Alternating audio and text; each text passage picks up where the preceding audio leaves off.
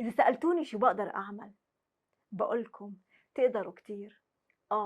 مش رح تحرروا غزة، بس رح تتحرروا من خذلانكم إلها. تقدروا تاكلوا، بس تاكلوا عشان تعيشوا، مش تعيشوا عشان تاكلوا. تقدروا تمنعوا حالكم تروحوا على المطعم وتكتفوا باللقمة البسيطة وتقولوا اليوم أنا مش جعان، لأنه في ناس بغزة مجوعين بتموت من الجوع.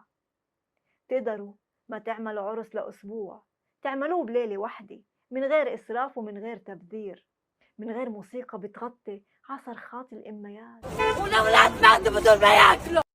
تقدروا تختصروا مصروفكم، تراجعوا شوي بمشترياتكم، من وين بتشتروا ولمين بيروح حق العلبة اللي بإيديكم. تعرفوا إنكم كتير مرات عم تشتروا سلاح بيقتل إخواتكم. تقدروا تقاطعوا. الكلمة صغيرة وبسيطة بس معناها كتير كبير.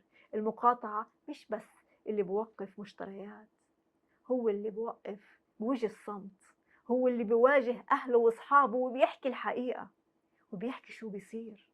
تقدروا تخففوا من صور الترف اللي بتنزلوها، من صور السعادة اللي بتشاركوها، لأنه بهاللحظات هاي في ناس ما عندها بيت تتصور فيه، ما عندها أهل يلتموا معهم.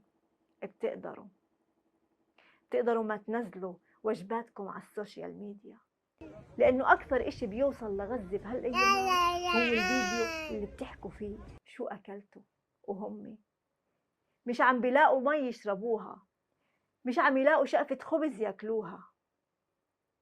انتم مش عاجزين، بس يمكن مش ناويين تتعبوا، والمصيبة إنه تعبكم مش زي تعبهم، وإنه وجعكم لو حاولتوا تحسوه رح يصير أقل شوي من خذلانكم.